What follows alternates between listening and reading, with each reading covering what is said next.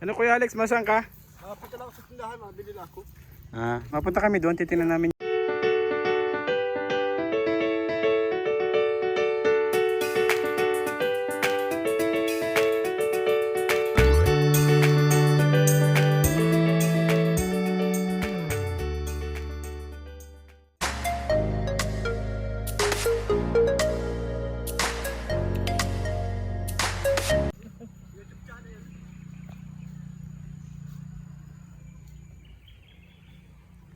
Ano Kuya Alex, masang ka? Punta lang ako sa tindahan, mabili lang ako. Mapunta kami doon, titingnan namin yung ano. Oo. Diba na lahat yun? Bakit giniba mo na? Diba na lang yung harapan lang tapos yung ano. Yung inaris ko lang para bukas yung ano. Oo. At mapunta daw yata dyan si Rachel. Ewan ko lang kung baka may pasok. Pag walang pasok bukas baka magpunta daw yun. Pero di ko alam kung sure na makakapunta. Si Rachel daw yata mapunta dyan, mablog eh. Pila? Kasi napunta kami doon.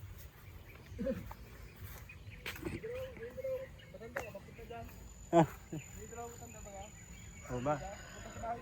Paano yun? Doon ka ma-vlog?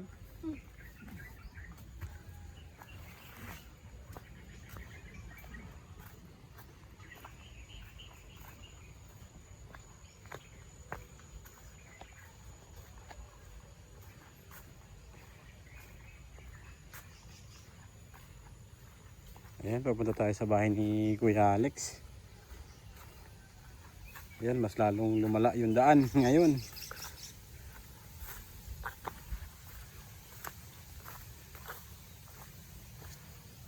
Humid. Diba ka?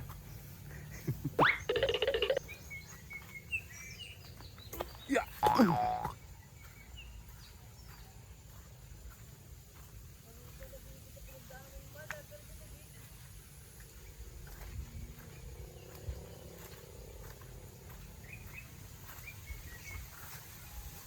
Ayan po yung daan dito papunta sa bahay ni Kuya Alex.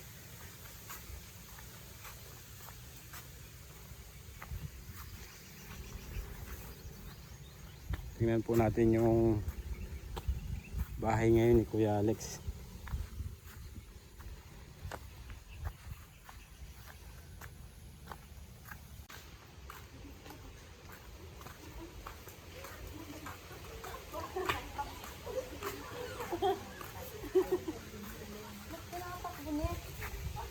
Natago si Sinit. Ayan, dito po tayo dumaan sa kabila. Papunta sa bahay ni Kuya Alex.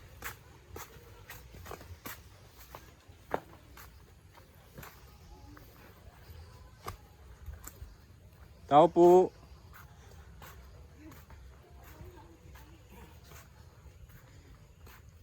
Talagang giniba mo na Kuya Alex ah.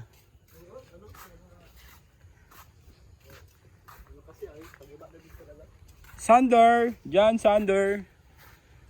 Bagay, ano na rin nila yan, ano. Ayan. Piniprepare na pala ni Kuya Alex yung ano. May nagawa na ako doon patungo sa likod ko sakaling giba eh. Doon ako ilalagay doon mga ano. Hindi mag-dito na ito doon, no? Pero may tinutulugan pa po kayo? Ayun, no? Yung ano. Doon sa side na yon. Kaya nilipat doon yung trapal. Hindi naman daw, ba't hindi ko pagkakasya-kasya lang kami dyan. Hindi, okay lang yan. Sabi lang kami tulungan. Pag naano naman yun, hindi na ako kahit pa tayo. Ate Mabik, kumusta?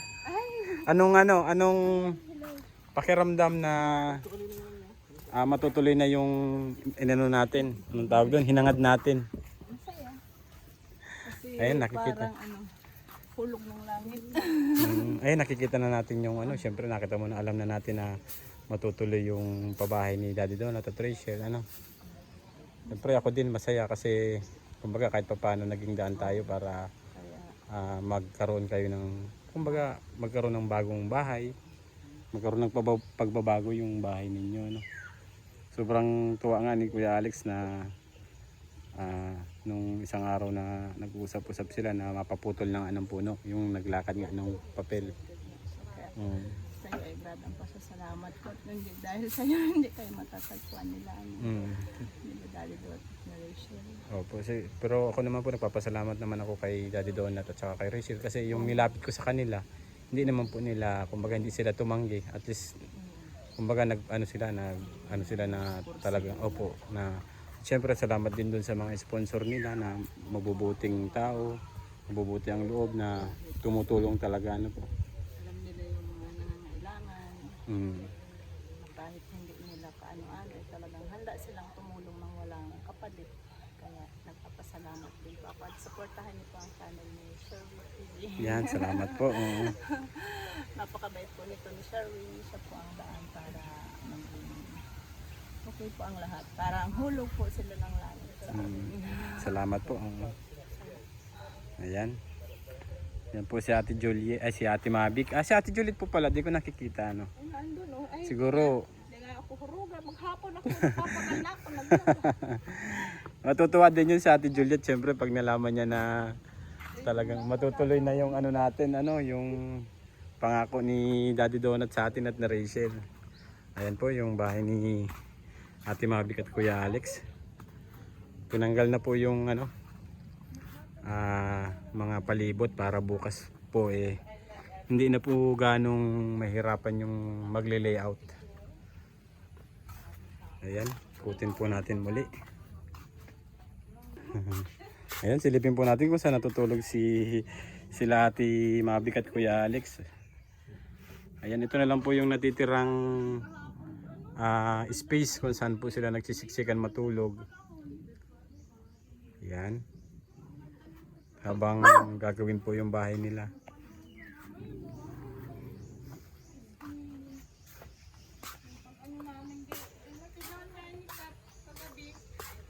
Ayan na po yung mga gagamitin sa pabahay ni Kuya Alex.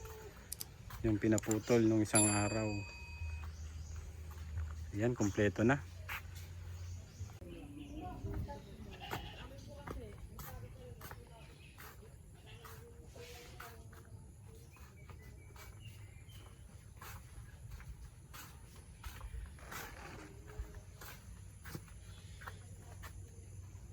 Ayan, nakaprepare na po yung kusina ni Kuya Alex at Ate Mavic. Naglagay na sila dito para pag umuulan. Dito raw sila magluluto habang ginagawa yung bahay.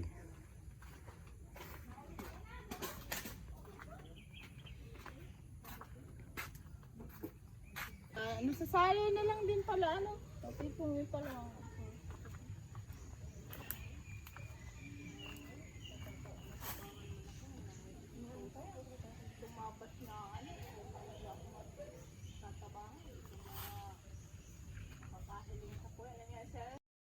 Okay Alex, uwi na kami. Salamat. Ate Mavic. Balik-balik ka na. Bye! Ate Juliet, bye-bye. Hello, bye-bye. Ingat kayo. Salamat. Bye-bye. Ingat. Uwi na po kami. Uwi na po kami.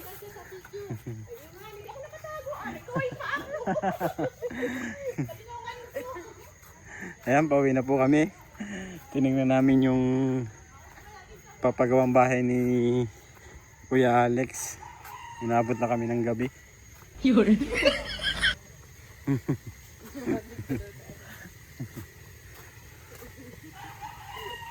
Ganito po ang dito, ang panahon kapag gabi na, medyo madilim na.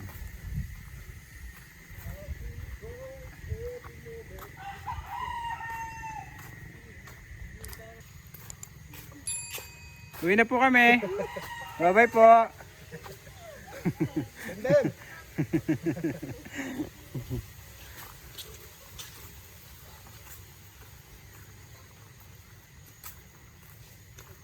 Di ka pala pwede magpagabi talaga dito.